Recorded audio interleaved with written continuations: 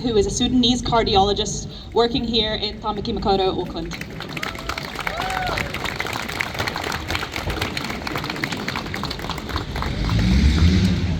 Hello everybody, Assalamu alaikum.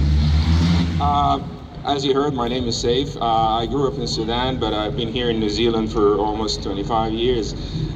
When Allah asked me to speak a word or two about the war in Sudan, I wasn't sure what to speak about. It's a little bit painful. You've heard and seen the pain from Palestine, and we're living the same pain in Sudan. So I decided, actually, I'm not going to prepare a talk. I'm just going to get a vibe from the day and what people are speaking about. You're all here because you share the same sentiment. That's why you're here. So I don't have to convince you of that sentiment.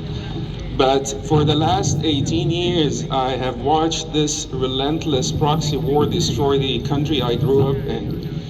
You've just heard some statistics from Lena. 12, 13 million people displaced internally and across borders to countries that themselves are unstable.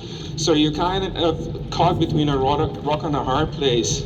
So millions displaced. We hear countless accounts of mass murder, of sexual violence, of senseless killing and burning and destruction. Of the people that remain in Sudan, half of them will face famine in the next year or by the beginning of next year. You heard the statistics about death. I mean, whether it's 25,000 like Lena said or 150, I think one death, one child dying is one too many. So the numbers are meaningless, but they're staggering nonetheless.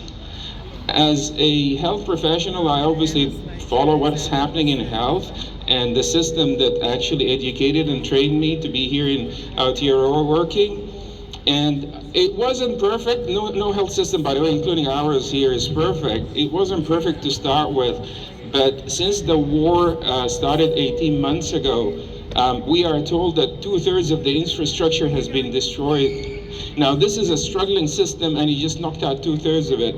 And let's be clear, it's not like it's working 1/3 capacity, because if you take out the central connections, the central services, the doctoring, nursing, health practitioner structures, the supply chains, the drug and deliveries, the whole system has pretty much capitulated. There is virtually no health system in my country today. You heard about the acute malnutrition. That just kind of stuck a little bit in my head.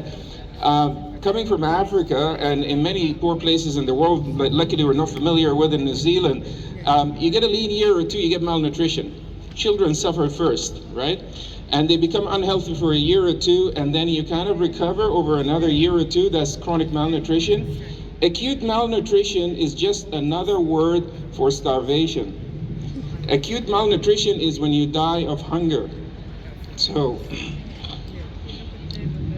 kids are dying of hunger, as simple as that. In a country that over millennia has actually sustained itself, it's a farming country, and little kids are dying. Shame! Shame! Sorry about this. Anyway, if you're like myself thinking, well, I'm 100 miles, 1,000 miles, a million miles away from this, and I'm one person, what can I do? That kind of comes across my mind every day. And the reality is, in this global world, every little bit counts. So if you take to social media, reach out to your local politician, reach out to your influencer, opinion maker, you might think you're one, but you can be one voice for one person. That's all one asks for one. And then you'll become one of many. And there's going to be many from New Zealand, I'm sure, and there's going to be many worldwide. So it will make a difference. If you're already doing that, thank you so much. Please keep doing it. Good on you. If you're not, please consider it for the little dying children. And today is a good day to start. So thank you for being here in solidarity with Palestine, with Sudan, and with humanity in general. Thank you.